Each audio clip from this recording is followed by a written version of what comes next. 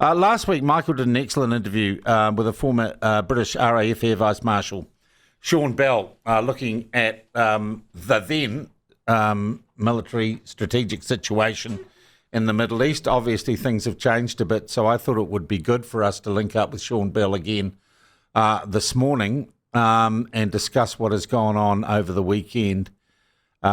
He joins us by video link now. Sean, thank you for talking to the platform again. Welcome. Hey, Sean, it's great to be here. All right. Well, that was, I guess some would say, an escalation over the weekend. And I was in talking to the foreign minister. She says the aims of Israel, and one now presumes working in concert with the United States, the military aims are to take out the nuclear weapons facilities, and she added on, and the ballistic missile capabilities of Iran. How far down that road after the events of the weekend do you think Israel and America are? Yeah, Sean, it's great to join you, and it's nice to see a fellow spelling of Sean the same way as I do. Yeah. What's fascinating, I think, about you can't help but be impressed by what America did. This is a monumental effort. It's high-tech air power at its very best. 125 aircraft, 24 Tomahawk missiles.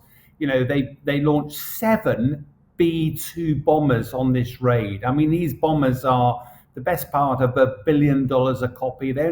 I think they built 21 of them, 19 are actually around. So nearly half the fleet were involved delivering these massive, great 30,000 pound weapons onto their target. And the irony isn't lost on me that you've got the Western air power, the very creme de la creme, but ultimately it's delivering the biggest bombs that we've ever delivered from the air, a massive, great hammer to hammer a nut.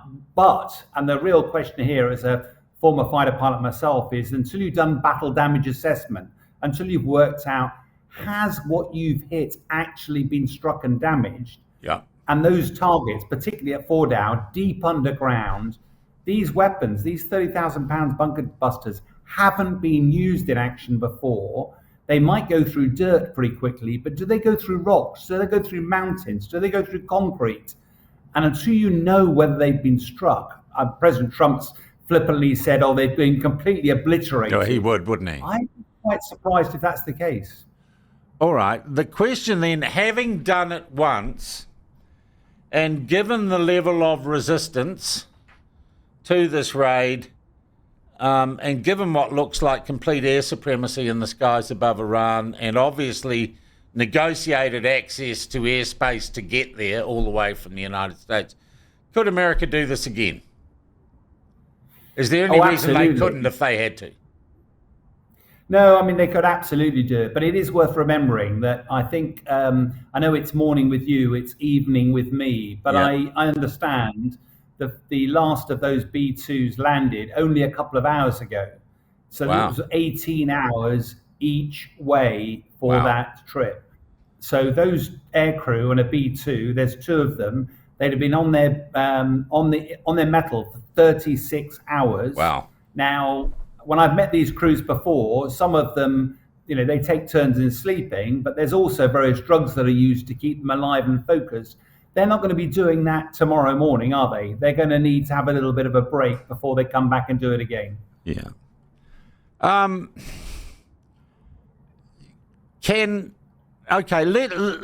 put out a hypothetical. It's successful. Those facilities destroyed. It still seems, though, that Iran has the capability to launch fairly extensive missile strikes with pretty serious ordnance into Israel. They've only killed, I think, 24 people so far in Israel, which is a testament to either their poor targeting or the expertise, the robustness of the Israeli defense system. I asked the Deputy Foreign Minister, how long do you expect the conflict at this level to continue? Can we make any assessment of when, say, the Iranians run out of ballistic missiles, or just the level of intensity right now, people can't keep it up? Well, I'd turn the question around a bit, Sean. I don't think this is in the Iranians' hands. I think they are completely vulnerable at the moment. The Israelis have rolled back their air defenses. They have complete air dominance over the skies of Iran. This is up to when Israel wants to stop.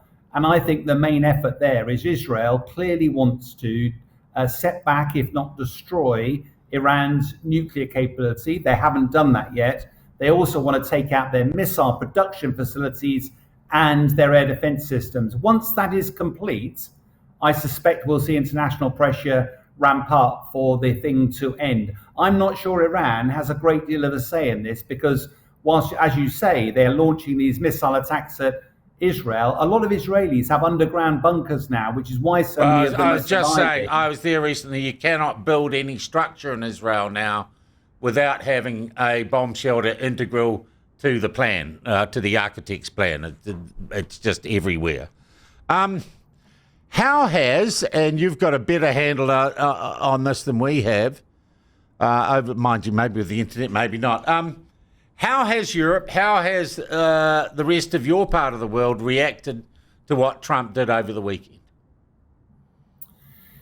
Well, that's a really interesting question because there's the front of house. My prime minister and a lot of the European leaders are desperately seeking to de-escalate. They don't want to see this stuff get out of control. But bluntly, they've been sidelined. This is nothing to do with Europe. This is all to do with America and Israel. And I think there'll be a collective sigh of relief around the world if Iran is stopped from getting nuclear weapons.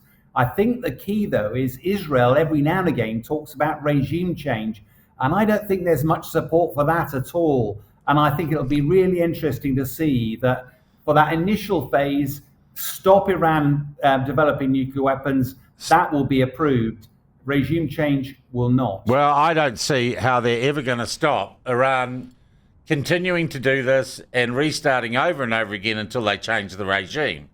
That has to be the long-term goal because that's a regime that is dedicated and based on continuing to do this. And it's like, come back here, I'll bite your kneecaps off. They're just going to keep going, I get the feeling too, and it was interesting the response I got from the Deputy Foreign Minister, Sharon Haskell, that she got the feeling, and certainly reading between the lines of the wire coverage I've got, the internet coverage, neighbouring countries actually are kind of going, yeah, Iran probably deserved that, and it actually makes our part of the world a little safer if they don't have the bomb. It's not like the Arab world is up in arms about what America or Israel have done. Underneath it all, they seem quietly supportive. I think there is a big but there, Sean. I agree with you because, bluntly, Iran is a bit the black sheep of the Arab, the Islam world. But and therefore, I don't think there'll be too many tears shed if Iran is stopped from having a nuclear weapon. But as soon as you start talking about regime change, very few of the countries around there are democratic. And therefore, if you had an Arab Spring that suddenly starts to gain momentum, there'll be a lot of countries there who are deeply uncomfortable with that. And therefore, it is no great surprise that if that is on the language, on the narrative, I suspect more pressure will be brought to bear to stop any sort of progression beyond stopping the nuclear weapons and starting to look at regime change. All right. Do you think the United States and Israel can keep operating at this level of engagement, keep deploying these sorts of munitions and operations as long as they want?